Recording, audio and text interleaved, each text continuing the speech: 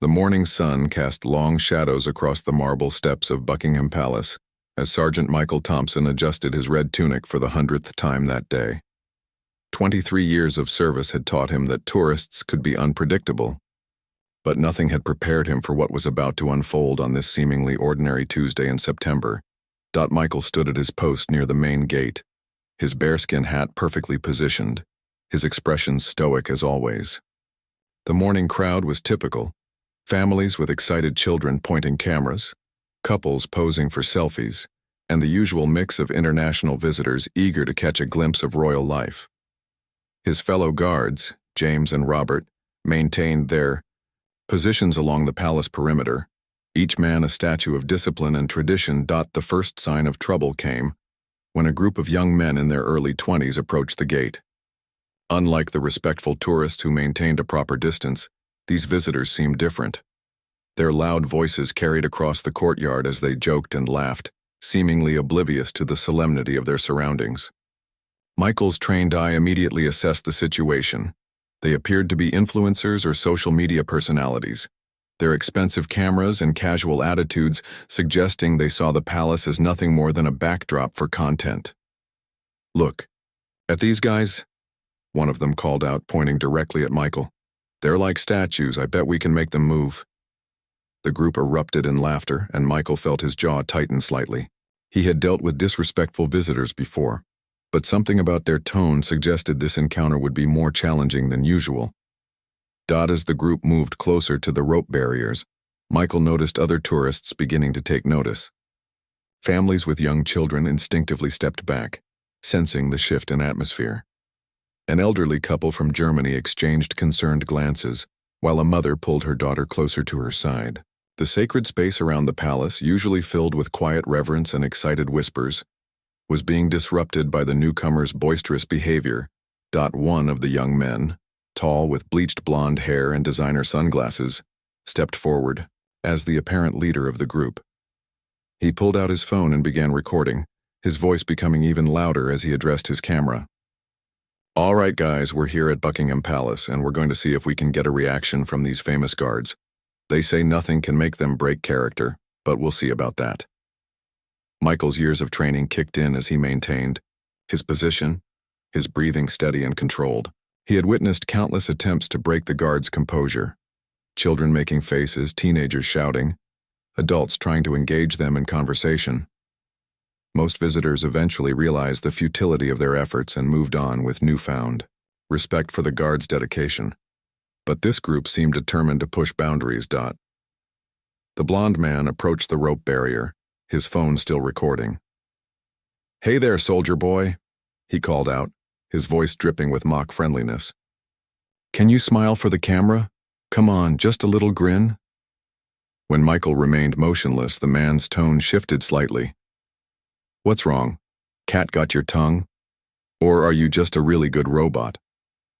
Other tourists began to gather, some pulling out their own phones to record what they sensed might become a confrontation.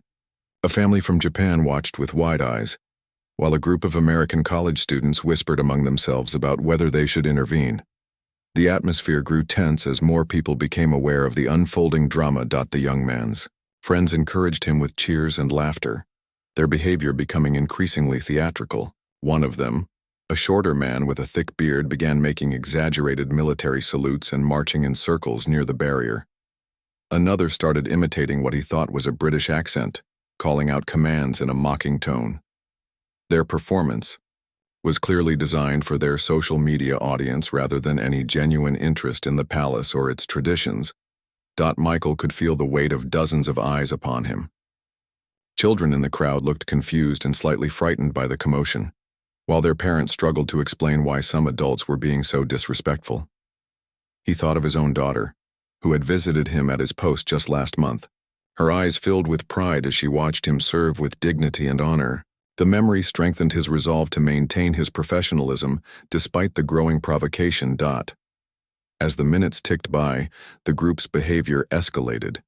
They began taking turns approaching the barrier, each trying to outdo the others with increasingly ridiculous antics. The blonde leader started making animal noises while another began doing jumping jacks just inches from the rope line. Their laughter grew louder and more aggressive, and several respectful tourists began to leave, their palace visit ruined by the spectacle. An elderly British man in a wool coat stepped forward from the crowd, his face flushed with indignation. "Show some respect," he called out to the group, his voice carrying the authority of his years. "These men are serving their country and their queen." But his words only seemed to fuel the young men's entertainment, and they turned their cameras toward him. Making jokes about his accent and appearance. Michael, S peripheral vision, caught sight of James and Robert maintaining their own posts despite the commotion. He knew they were equally aware of the situation and equally committed to upholding the dignity of their service. The palace security team was also taking notice, their positions shifting subtly as they prepared for potential intervention. The morning air grew thick with tension as the confrontation reached a tipping point. What had started as thoughtless behavior was quickly evolving into something more serious, and Michael realized that this encounter would test not just his training and discipline, but his fundamental beliefs about duty, respect, and the delicate balance between serving the public and protecting the institution he had sworn to defend.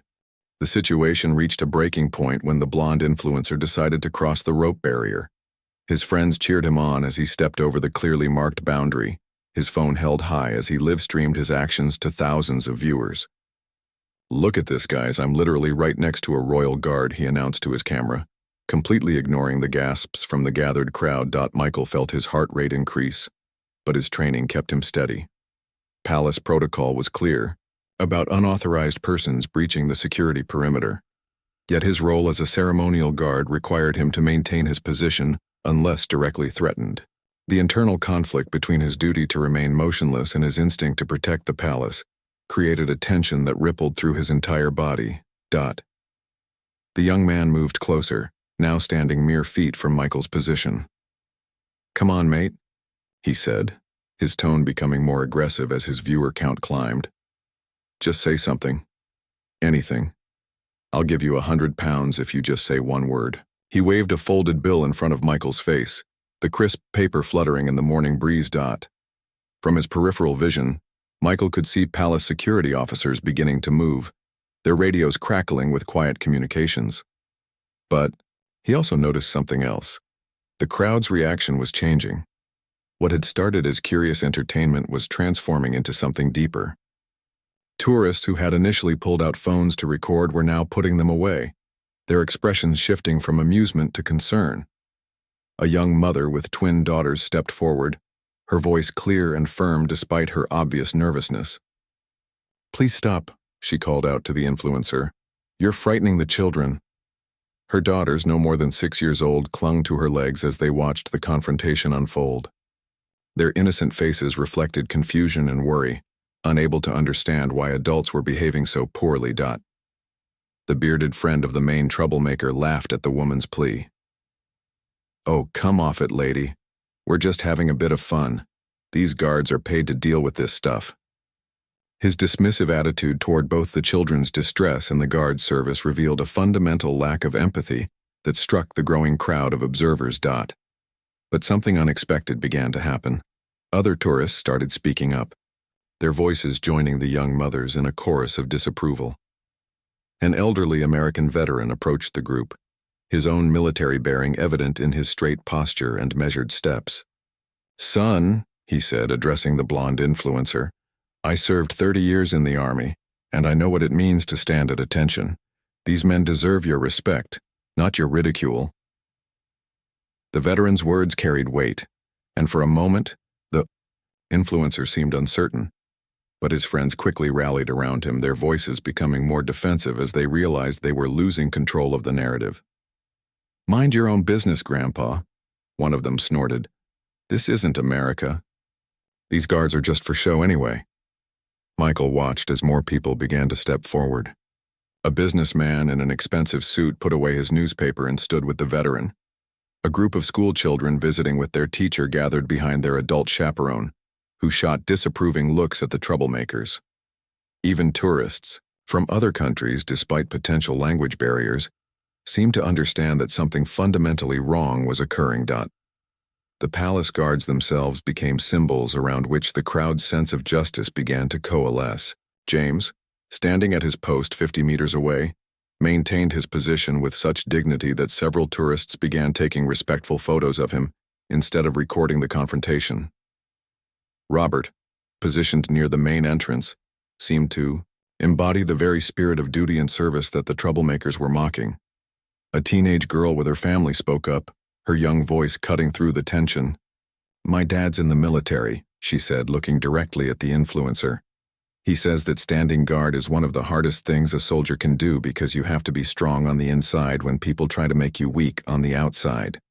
Her words, innocent yet profound, seemed to resonate with everyone present. The influencer's live-stream comments were becoming increasingly critical as his viewers witnessed the confrontation unfold. Messages flooded his screen condemning his behavior, with many viewers expressing admiration for the guard's professionalism instead. The very audience he was trying to entertain was turning against him, recognizing the difference between harmless fun and outright disrespect. Michael could feel the weight of the moment settling around him like a mantle. He represented more than just himself or even his regiment. He embodied centuries of tradition, honor, and service. Every person watching understood on some level that his silence wasn't weakness but strength, and his stillness wasn't inaction but the highest form of action. The palace security team continued their approach, but they moved slowly, allowing the situation to develop naturally. They recognized that something important was happening beyond just a simple security breach. The crowd was teaching itself about respect, dignity, and the value of service, and their intervention might interrupt this organic lesson in human decency. As the minutes passed, more tourists joined the growing group of supporters surrounding Michael's position. They formed a natural barrier between the troublemakers and the guard, their presence both protective and respectful. Children who had been frightened earlier now looked up at Michael with something approaching awe, beginning to understand that his role was both important and difficult. The blonde influencer found himself increasingly isolated as even his own friends began to look uncomfortable with the situation. His viewer count might have been high, but the comment section was filling with criticism rather than encouragement. For the first time since the confrontation began, he seemed to realize that his actions might have consequences beyond his immediate entertainment goals. The morning sun had climbed higher in the sky, casting new shadows across the palace grounds. What had started as a typical day of ceremonial duty was becoming something far more significant, a moment where ordinary people chose to stand up for principles they might never have consciously considered before. Michael remained at his post, but he was no longer standing alone. The turning point came when 8-year-old Sophie Chen broke free from her parents' gentle grip and walked directly toward the rope barrier. Her small school uniform was neat and pressed, her backpack decorated with patches from various London attractions her family had visited. She stopped just short of the security line and looked up at Michael with curious, intelligent eyes. "Mr. Guard," she said in a clear voice that carried across the suddenly quiet courtyard, "my teacher told us that soldiers protect people even when it's really hard. Is that what you're doing right now?"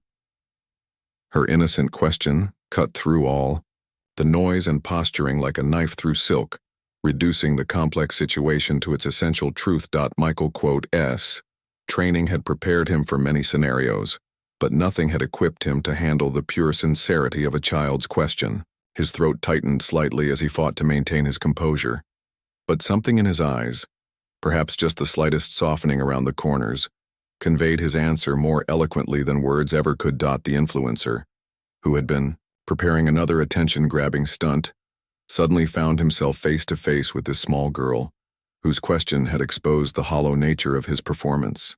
His camera wavered in his hand as he realized that thousands of viewers were now witnessing a child demonstrate more wisdom and respect than he had shown all morning. Sophie's parents rushed forward to retrieve their daughter, apologizing profusely to everyone nearby. But as her father gently guided her back behind the barrier, Sophie continued to look at Michael with an expression of growing understanding. "He's being brave, isn't he, Daddy?" she asked loud enough for everyone to hear. "Even though those men are being mean to him." Her father, a software engineer from Singapore visiting London with his family, knelt down to his daughter's level, His voice carried clearly across the courtyard as he explained, "Yes, sweetheart. Sometimes being brave means standing still when others want you to move. It means staying quiet when others want you to speak. This guard is showing us what real strength looks like." The crowd around them had grown to nearly 100 people, but instead of the chaotic energy from earlier, a respectful quiet had settled over the scene. Tourists were no longer treating the confrontation as entertainment, but as an impromptu lesson in dignity and service. Parents used the moment to teach their children about respect, while other visitors found themselves reflecting on their own behavior and attitudes. An elderly woman with a walking stick approached the barrier and placed a small bouquet of flowers she had purchased from a nearby vendor on the ground near Michael's feet. "For your service, dear," she said softly, her voice carrying the weight of decades of appreciation for those who serve others. The simple gesture sparked something in the crowd, and other visitors began leaving small tokens of respect.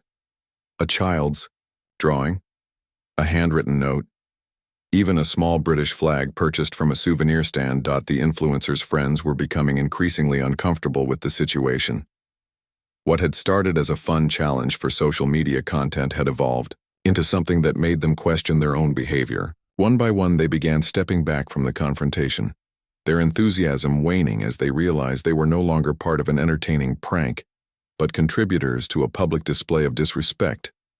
Michael could feel the energy around him, shifting like weather patterns. The morning had begun with routine ceremony, descended into chaos and confrontation, and was now transforming into something unexpectedly beautiful.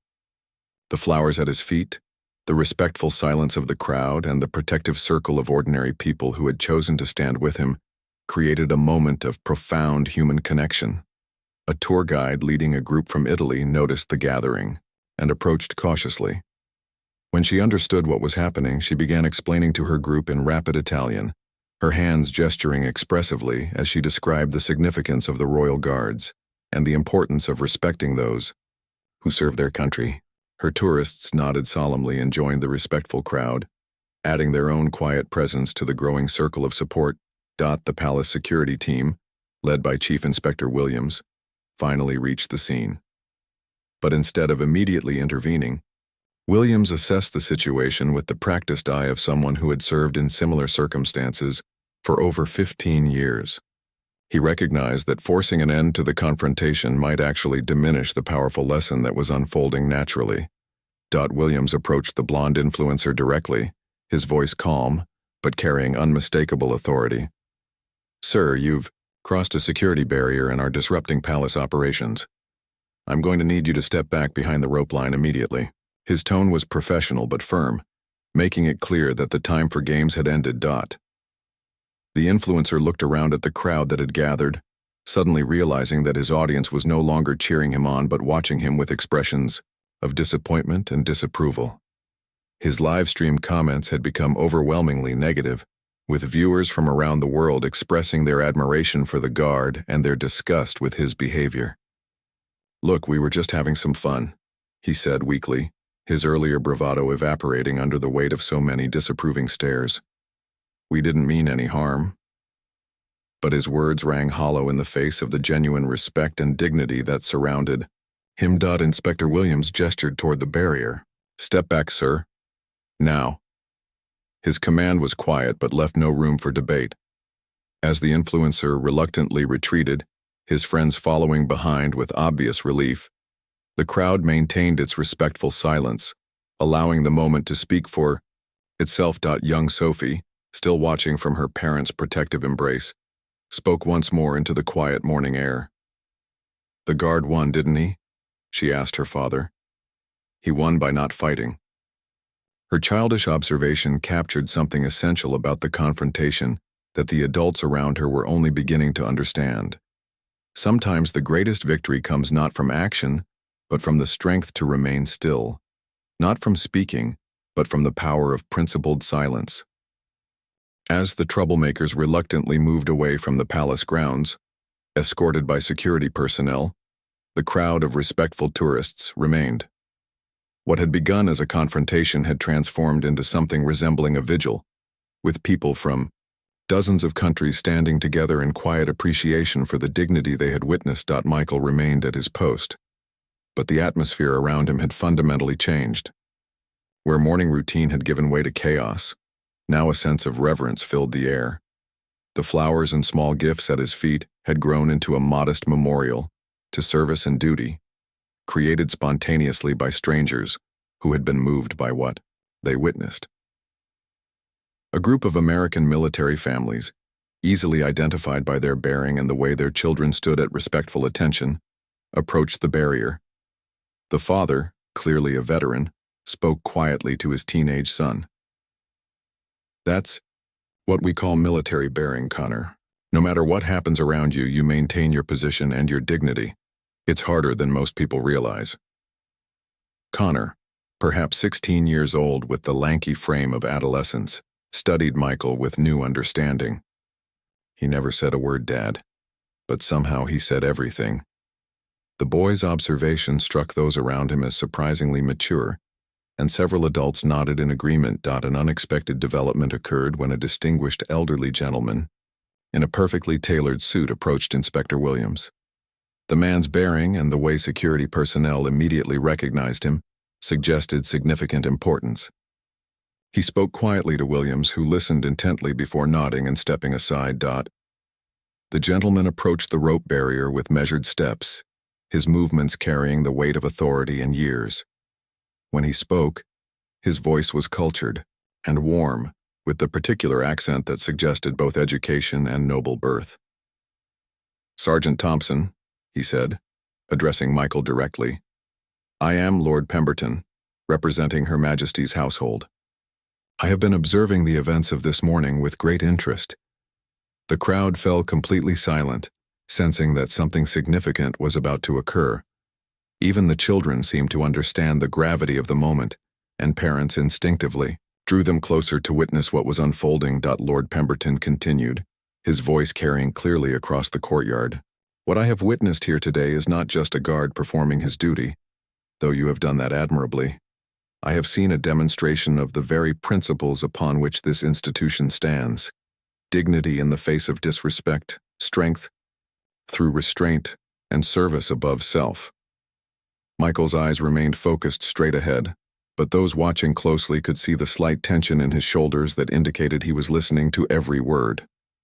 23 years of service had brought him many moments of pride, but nothing quite like this. More importantly, Lord Pemberton added, turning slightly to address the gathered crowd, "I have witnessed something remarkable from all of you. You have shown that respect and dignity are not old-fashioned concepts, but living values that ordinary people will stand up to defend when they see them under attack." A young journalist from the BBC, who had arrived with her camera crew after receiving reports of the disturbance, lowered her microphone as she realized she was witnessing something far more significant than the viral video incident she had expected to cover. Her cameraman continued filming, but with a different focus now, capturing not conflict but its resolution through collective human decency. Lord Pemberton reached into his coat and withdrew a small object, a commendation pin bearing the royal crest.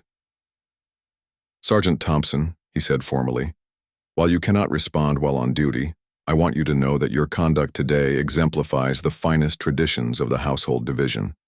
This pin is a small token of recognition from Her Majesty's household for your exceptional service." He placed the pin carefully among the flowers at Michael's feet, adding his own gesture to the spontaneous memorial that had grown throughout the morning.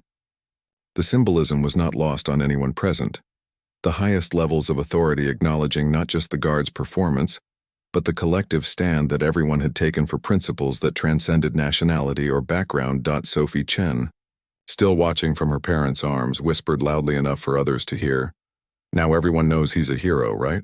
Her innocent pride in Michael's achievement brought smiles to faces throughout the crowd, and several people wiped at their eyes as they realized how profoundly a simple morning had affected them. The journalist approached some of the tourists, who had spoken up during the confrontation, conducting impromptu interviews about their experience. The elderly American veteran spoke thoughtfully into her microphone. "I served 3 decades in uniform, and I can tell you that what that young man did today, standing firm while others tried to break him down, that's the hardest kind of courage there is." The young mother whose daughters had been frightened by the initial confrontation offered her own perspective. My children learned something important today about how we should treat people who serve others. They saw that when good people stand together, respect wins over disrespect every time. As word of the morning's events began to spread through social media, not through the troublemaker's original stream, which had been overwhelmed by negative comments, but through the posts of impressed tourists, messages of support began arriving from around the world. People who had never visited London, might never see the palace in person, were moved by the story of ordinary citizens defending dignity and service. The Italian tour guide, who had witnessed the events, was already incorporating the story into her presentation for future groups. This morning, she explained to her current tourists, we saw something that guidebooks cannot show you. The living spirit of respect and tradition, defended not by rules or security, but by people who chose to do the right thing. As noon approached, and Michael's shift neared its end, the crowd began to thin naturally. But people left differently than they had arrived, changed by what they had experienced and witnessed. Parents held their children's hands a little tighter. Couples walked with a greater sense of shared purpose. And solo travelers carried themselves with a new appreciation for the quiet heroes who serve others in ways both large and small.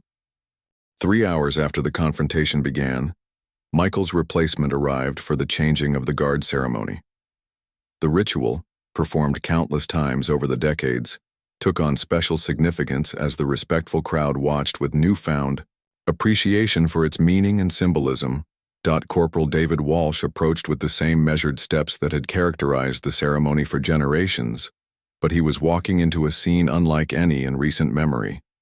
The small memorial of flowers and tokens at Michael's feet, the quietly gathered crowd, and the lingering atmosphere of collective purpose all spoke to something extraordinary, having occurred. As the formal handover began, Lord Pemberton remained at the barrier, his presence lending additional gravity to the moment. The crowd instinctively fell silent as the two guards performed their precise movements, the ritual suddenly appearing less like tourist theater and more like the solemn military ceremony it had always been. Michael finally allowed himself to step down from his post, his movements careful and controlled after hours of absolute stillness. As he bent to collect the commendation pin from among the flowers, several tourists began to applaud. The sound started small but grew as more people joined in, creating a wave of appreciation that seemed to surprise everyone, including Michael himself. For the first time that day, Michael allowed the slightest smile to cross his features as he acknowledged the crowd with a small nod. The gesture was barely perceptible, but to those who had witnessed his morning of unwavering discipline, it felt like a profound moment of shared humanity. A reporter from the London Times, who had arrived during the later stages of the incident, approached Inspector Williams for comment. "Inspector," she asked, "in your experience, how unusual was today's confrontation and the public response to it?" Williams considered his words carefully before responding. "In 15 years of palace security, I've seen countless attempts to provoke reactions from our guards. What made today different wasn't the provocation itself, but how ordinary people chose to respond to it. They didn't just watch. They participated in defending principles they believed in." Young Connor, the American teenager whose father had explained military bearing to him, worked up the courage to approach the barrier where Michael was preparing to leave. "Sir," he called out, his voice cracking slightly with nervousness, "thank you for showing me what real strength looks like." Michael paused in his preparations and gave the boy a direct look, nodding slightly in acknowledgement of his words. Sophie Chen's father lifted her up so she could see over the crowd as Michael prepared to depart. "Remember this day, sweetheart," he told his daughter. "Remember how one person standing up for what's right can bring out the best in everyone around them." Sophie waved enthusiastically at Michael, who surprised everyone by raising his hand slightly in return, a gesture that brought tears to several adult eyes. As Michael finally walked away from his post, the crowd began to disperse naturally, but the conversations continued. Strangers who had stood together during the confrontation exchanged contact information. Parents explained to their children what they had witnessed, and tour groups incorporated the morning's lesson into their Understanding of London's living history. The BBC journalist interviewed several participants as they left the palace grounds. An elderly British woman who had placed the first flowers at Michael's feet spoke with quiet emotion. "I lost my husband in the Falklands War. He was a soldier who understood duty and honor. What I saw today reminded me that those values aren't buried with past generations. They live on in people like that young sergeant and in everyone who chose to stand with him." The blonde influencer's abandoned live stream had been saved and shared thousands of times, but not for the reasons he had intended. Viewers from around the world were sharing it as an example of how dignity triumphs over disruption and how collective action by ordinary people can defend important principles without violence or confrontation. Inside the palace, word of the morning's events had reached the highest levels of the royal household. Staff members who had served for decades remarked that they had never seen such a spontaneous demonstration of public support for the Guards' service. The incident was being discussed not as a security breach, but as a reminder of the deep connection between the institution and the people it serves. Michael, S commanding officer Major Harrison, met him as he returned to quarters. "Sergeant Thompson," he said, extending his hand, "I've received several calls this morning about your conduct. Lord Pemberton specifically requested that I convey his personal commendation for your exemplary service under extraordinary circumstances." Michael accepted the praise with characteristic humility. "Sir, I was just doing my job. But I have to say, the real heroes today were the people who chose to stand up for something they believed in. They didn't have to. They chose to." Major E. Harrison smiled at his sergeant's perspective. "That's precisely why you were the right man in the right place at the right time, Thompson. Your example inspired others to show their best selves. That's leadership, whether you recognize it or not." Later that evening, as Michael sat in his modest flat reviewing the day's events, he received an unexpected phone call. Sophie Chen's father had managed to track down his contact information through official channels and called to thank him personally. "My daughter hasn't stopped talking about the brave guard who stood so still," he explained. "She's decided she wants to learn about military history now. You've made quite an impression on a young mind." The conversation reminded Michael of his own daughter and the pride she had always shown in his service. He realized that today had been about more than maintaining discipline during a difficult situation. It had been about demonstrating that the values he served for still mattered to people, still meant something in a world that often seemed to have forgotten the importance of duty, honor, and quiet courage. As news of the morning's events continued to spread through social media and traditional news outlets, Michael found himself at the center of something much larger than he had anticipated. But characteristically, he remained focused on the lesson rather than the attention. Sometimes the most powerful action is standing still, and sometimes the greatest victory comes from never fighting at all. 6 months after the incident at Buckingham Palace, the ripple effects of that September morning continued to spread in ways that no one could have predicted. The story had taken on a life of its own, becoming more than just a viral moment, but a symbol of how ordinary people can defend extraordinary principles when they choose to act with courage and conscience. Michael Thompson found himself invited to speak at military academies and leadership conferences, though he always insisted that the real heroes of that day were the tourists who chose to stand up for what was right. His modest assessment of his own role only enhanced his credibility as a speaker, and young soldiers across the Commonwealth began studying the incident as an example of how discipline and dignity could triumph over provocation and disrespect. The most significant change came in palace protocol itself. The incident had demonstrated both the vulnerability and the strength of the ceremonial guard system, leading to new training programs that prepared guards not just for traditional military threats but for the unique challenges of social media age harassment. Michael was asked to help develop these programs, his experience becoming the foundation for preparing future guards to handle similar situations. Sophie Chen, now 9 years old, had indeed developed a passionate interest in military history, as her father had predicted. She wrote letters to Michael every few months, updating him on her studies and asking thoughtful questions about military service and the importance of standing up for others. Her childish handwriting and profound observations became highlights of Michael's correspondence, reminding him that his actions had inspired a new generation to think seriously about service and sacrifice. The elderly American veteran who had confronted the troublemakers that morning, Colonel, retired James Patterson, founded a small nonprofit organization called Standing Guard that connected veterans with schools to teach young people about the importance of civic duty and respectful behavior. The organization's logo featured a simple silhouette of a Royal Guard, and their mission statement began with Sophie Chen's innocent question, "He's being brave, isn't he?" Perhaps most unexpectedly, several of the tourists who had witnessed the event maintained contact with each other, forming an informal network of friends who had been brought together by shared values rather than geography or background.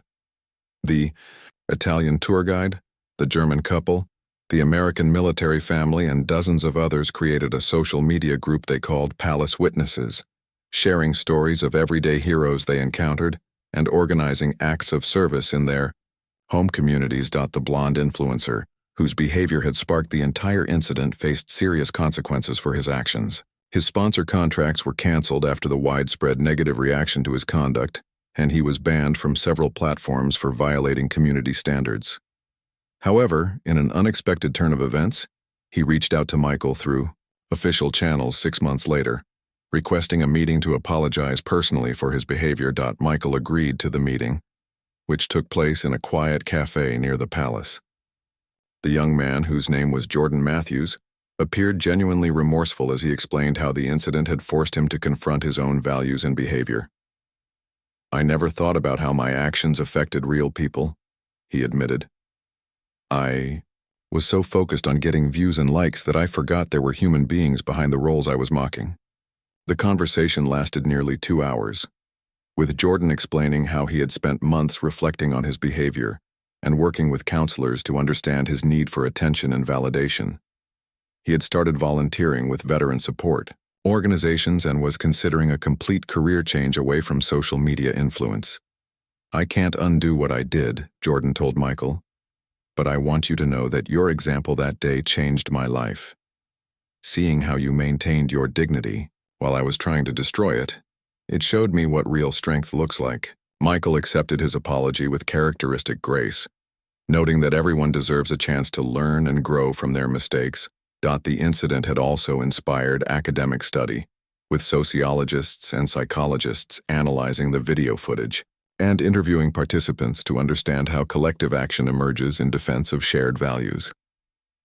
Dr. Rebecca Martinez at Cambridge University published a paper titled "Spontaneous Moral Communities: How Ordinary Citizens Defend Civic Dignity," that used the Palace incident as a primary case study. Lord Pemberton, who had officially recognized Michael's service that day, retired from his position 6 months later, but made sure to mention the incident in his farewell address to the royal household staff. "In my 40 years of service," he said, "I have witnessed many demonstrations of duty and honor, but rarely have I seen such a perfect example of how individual character can inspire collective courage." Sergeant Thompson reminded us all that sometimes the most powerful action is simply refusing to compromise your principles, regardless of the pressure to do otherwise. The palace itself had become a destination for a different kind of tourist following the incident. Visitors came not just to see the grandeur of royal architecture, but to stand where ordinary people had chosen to defend extraordinary values. Tour guides regularly told the story of the September morning when a crowd of strangers became a community united by respect and dignity. Michael, S. own daughter, Emma, now 15 years old, had watched the viral video of her father with a mixture of pride and amazement. "Dad," she told him during one of their regular walks through Hyde Park, "I always knew you were brave because you're a soldier. But that day, you showed everyone what brave really means."